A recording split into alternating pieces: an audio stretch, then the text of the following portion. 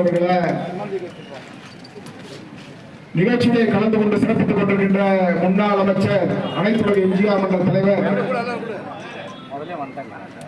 பாசத்துக்குரிய அன்பு சகோதரர் D K Chinnaiya அவர்களை கழக மகளிர் இணை செயலாளர் முன்னாள் சட்டப்பேரவை உறுப்பினர் பாசத்துக்குரிய அன்பு சகோதரி திருமதி கணிதா சம்பத் அவர்களை நிகழ்ச்சியிலே கலந்து கொண்டு சிறப்பித்துக் கொண்டிருக்கின்ற பூவிருந்தவள்ளியின் முன்னாள் நகரமன்ற தலைவர் கழக முன்னோடி எங்களுடைய மரியாதைக்குரிய அருமை அண்ணன் பூவை ஞானம் அவர்களை மாவட்ட கழகத்தின் அவைத் தலைவர் மரியாதைக்குரிய அருமை அண்ணன் எம் பொன்னுசாமி அவர்களை மாவட்ட கழகத்தின் பொருளாளர் அன்பு சகோதரர் பி கே பரசுராமன் அவர்களை மாவட்ட கழகத்தின் துணை செயலாளர் சகோதரி சரஸ்வதி ஜெய்சங்கர் அவர்களை நிகழ்ச்சியிலே கலந்து கொண்டு சிறப்பித்துக் கொண்டிருக்கின்ற பகுதி கழக செயலாளர்களை மாவட்ட பிரியாணி செயலாளர்களை மாமன்ற உறுப்பினர்களை நிகழ்ச்சியை மிக சிறப்பாக ஏற்பாடு செய்திருக்கின்ற ஆற்றில் மிகுந்த பகுதி கழகத்தின் செயலாளர் பாசத்துக்குரிய அருமை தம்பி தா ஜெயபிரகாஷ் அவர்களை வரை தந்து சிறப்பித்துக் கொண்டிருக்கின்ற பெரியோர்களை தாய்மார்களை உங்கள் அனைவருக்கும் என்னுடைய முதற்கண் வணக்கத்தை தெரிவித்துக் கொள்கிறேன். கடந்த 2 மாத காலமாக தாம்பரம் மாநகராட்சியின் அவல நிலையை நாட்டு மக்களுக்கு எடுத்துச் சொல்லுகின்ற வகையிலே பகுதி வாரியாக கண்டன ஆர்ப்பாட்டங்கள் நடைபெற்றுக் கொண்டிருக்கின்றன. அந்த வகையிலே தான் பல்லாவரம் பகுதி கழகத்தின் சார்பாக இந்த ஆர்ப்பாட்டம் இங்கே ஏற்பாடு செய்யப்பட்டிருக்கிறது. அன்பு பெரியவர்களை, 3 ஆண்டுகளுக்கு முன்பு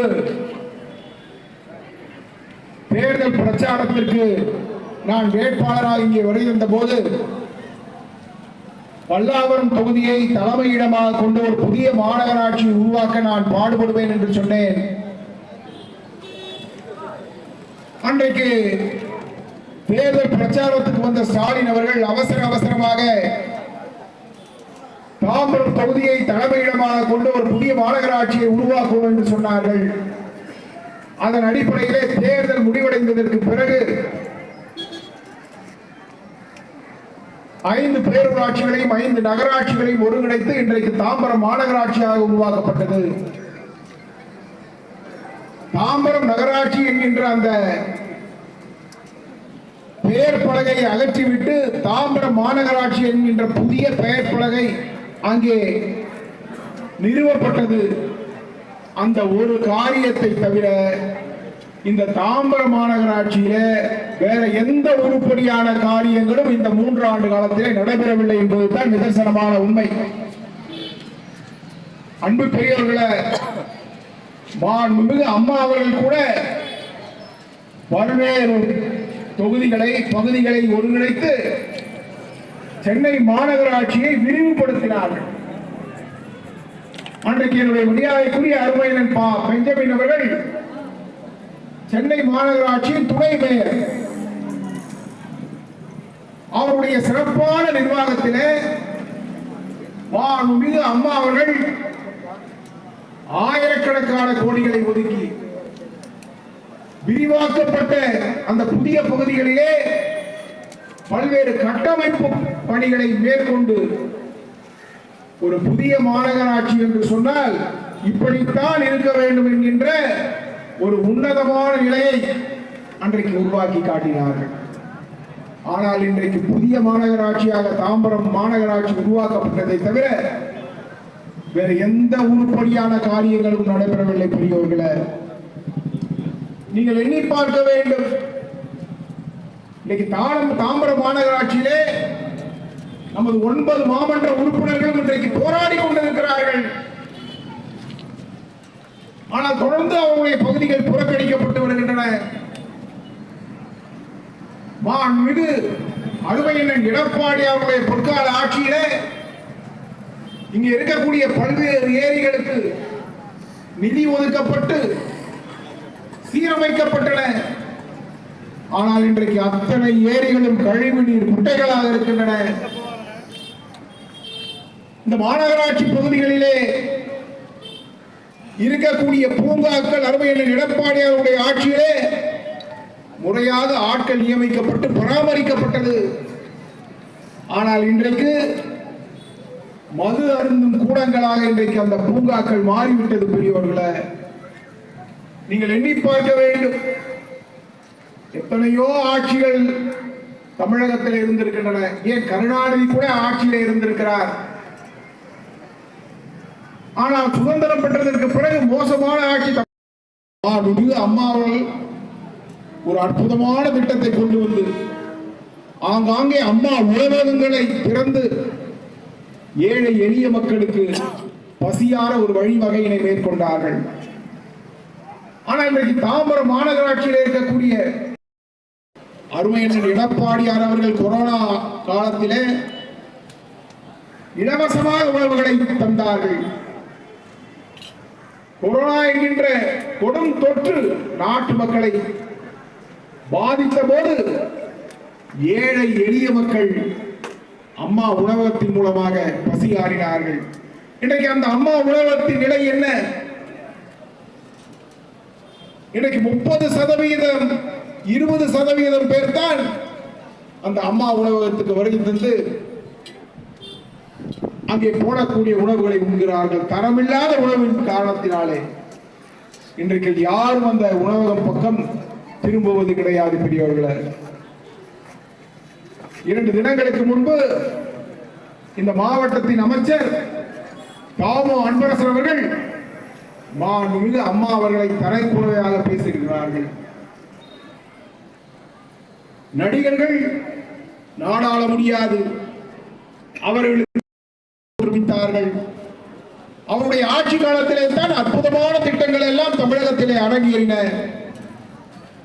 இன்றைக்கு எண்ணற்ற மாணவர்கள் பலனடைந்து கொண்டிருக்கக்கூடிய சத்துணவு திட்டத்தை கொண்டு வந்த சரித்திர நாயகன் புரட்சி தலைவர் அவர்கள் தான்.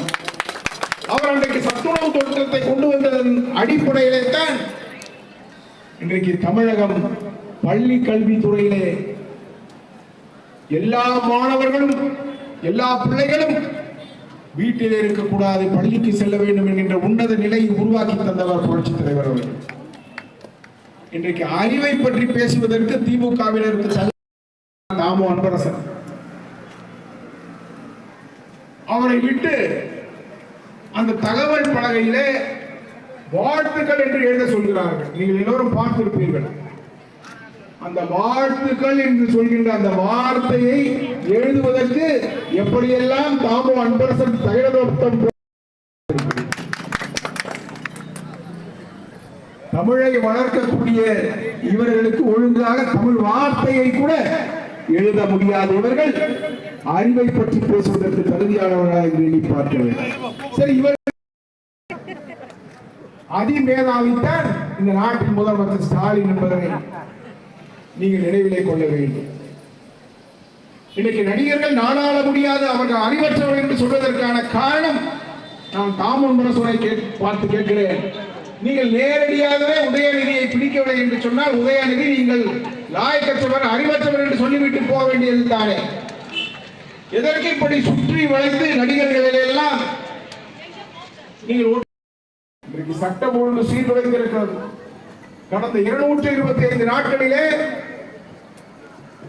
656 கொலைகள் நடைபெற்றிருக்கிறது. மாதந்தோறும் மும்மாறி பொழியும் என்று சொல்வார்கள். ஆனால் இன்றைக்கு மாதந்தோறும் 100க்கும் மேற்பட்ட கொலைகள் நடைபெற்றிருத்துக் கொண்டிருக்கக்கூடிய மாநிலமாக தமிழகம் இருக்கிறது. இன்றைக்கு மாண்புமிகு அம்மாவுடைய ஆட்சி காலத்திலே பல்லாவரம் தொகுதியிலே கொண்டு வரப்பட்ட திட்டங்களை எல்லாம் அருமையண்ணன் தர்சிங் அவர்கள் இங்கே வரிசைப்படுத்தி காட்டினார். எவ்வளவு அற்புதமான ஆட்சி! மாண்புமிகு அம்மா அவர்கள் இந்த நாட்டில் இருக்கக்கூடிய தாய்மார்களுடைய மேம்பாட்டிற்காக எத்தனை சிறப்பான ஆட்சி! இன்னைக்கு அண்ணன் தர்சிங் அவர்கள் பேசுகின்ற பொழுது கூட சொன்னார்கள், தமிழ் புதல்வன் திட்டம் என்கின்ற திட்டத்தை இன்றைக்கு ஸ்டாலின் அவர்கள் அறிமுகப்படுத்திக் கொண்டிருக்கிறார்கள். அன்பு பெரியவர்களை நீங்கள் எண்ணி பார்க்க வேண்டும். இன்றைக்கு அந்த பிள்ளைகளுக்கு எல்லாம் 1000 ரூபாய் வழங்கி கொண்டிருக்கிறார்கள் சொன்னால் அம்மா அவர்கள் கொண்டு வந்த லேப்டாப் வழங்கக்கூடிய அந்த 30,000 ரூபாய் திட்டத்தை ரத்து செய்துவிட்டுத்தான் இன்றைக்கு வருவாயை வழங்கிக் கொண்டிருக்கிறார். அது கூட வெறும் 3 லட்சம் மாணவர்களுக்கு தான் இன்றைக்கு அம்மா அவர்கள் கொண்டு வந்த அற்புதமான திட்டங்களை எல்லாம் இன்றைக்கு ரத்து செய்து விட்டார்கள். இன்றைக்கு தமிழகத்திலே வருவாய் அதிகரித்துக் கொண்டிருக்கிறது, அதுதான் நிதர்சனமான உண்மை. ஆனால் அந்த வருவாயை எல்லாம் எப்படி செலவழிக்க வேண்டும் என்கின்ற ஒரு கூர்மையான புத்தியற்ற முதலமைச்சர் தமிழகம் திண்டாட போகிறது என்பதனை இன்றைக்கு பொருளாதார வல்லுநர்கள் இன்றைக்கு தெரிவித்துக் கொண்டிருக்கிறார்கள். பெரியவர்கள், என்னுடைய அன்பு பெரியோர்களை, தாய்மார்களை, இது போன்ற ஆர்ப்பாட்டங்கள் நடைபெற வேண்டும் என்று சொன்னால் இன்னைக்கு நாட்டிலே நிலவை கொண்டிருக்கக்கூடிய எண்ணற்ற சீர்கேடுகளை உங்கள் மத்தியிலே எடுத்துச் சொல்வதற்காகத்தான். எனவே இதனையெல்லாம் நீங்கள் உணர்ந்து 2026ஆம் ஆண்டு வரப்போகக்கூடிய சட்டமன்ற தேர்தலில் மாண்புமிகு அம்மாவுடைய ஆட்சியை அருமையின் எடப்பாடி அவருடைய தலைமையை கொண்டு வருவோம் என்று சொல்லி அதற்கான முயற்சிகளிலே அனைத்து இந்திய அண்ணா திராவிட முன்னேற்ற கழகம் தன்னை முழுவதுமாக அர்ப்பணித்து பணியாற்றிக் கொண்டிருக்கக்கூடிய மக்கள் இயக்கம் என்பதை இந்த நேரத்தில் பெருமையோடு தெரிவித்து விடைபெறுகிறேன். நன்றி, வணக்கம்.